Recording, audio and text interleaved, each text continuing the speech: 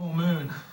Now that you've been bitten, when the sun goes down, you'll become a full-blown weird chicken yourself. Listen, don't leave this room until we come back with the antidote. I'm scared. Hurry. That boy's stupid, man. Like, look at him. He's trying to knock himself on the door, boy. Like, what? Like, what? He's stupid. All right. We found the antidote and, Oh. See, you've gone full chicken. What is that you're eating?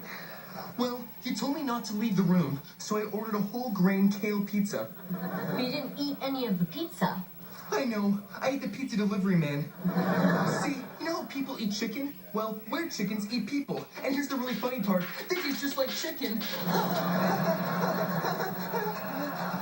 Okay, we've got to change you back. Sir, I need you to get on the chair. Thank you. First, you need to drink this. Then, we pluck all your feathers. Is that antidote sugar-free? I just ate a whole pizza delivery man. I'm trying to watch my weight. Just drink it. Frolic it. Now, hold still. Frolic it. I'm looking.